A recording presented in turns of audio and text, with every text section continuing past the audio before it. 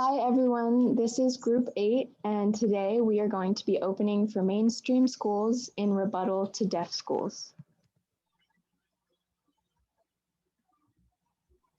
Okay, so I will be talking about how culture in the deaf community will still be able to be passed on even though the student is going to mainstream schools.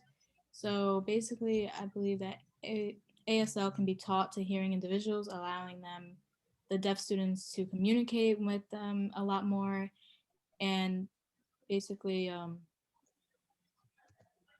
the culture will still be able to pass on because the deaf students can teach them what they have learned and share what their culture is about. Also, not only will they know their deaf culture, but they will also know hearing culture, allowing for that to be shared with others as well, passing on both deaf culture and hearing culture so they'll have knowledge of both and continue on their culture.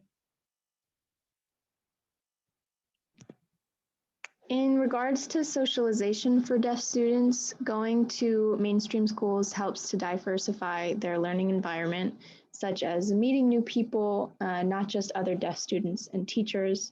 And it also helps them to gain more self-esteem by joining a mainstream education environment with numerous opportunities linked to the hearing world.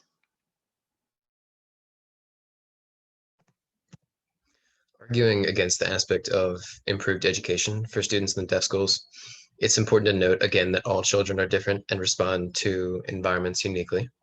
But while deaf individuals might find direct communication between the teacher or professor more natural and beneficial to their learning, students who take advantage of mainstream school accommodations and interpreting sources can be just as academically talented.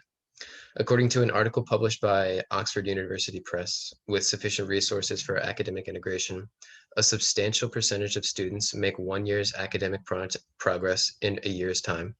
And it was even shown that students who spend most of the school day in general education classrooms achieve better academically than deaf or hard of hearing students in self-contained classrooms. Another issue is that families face is the financial burden of deaf-only schools, which can cost thousands of dollars annually.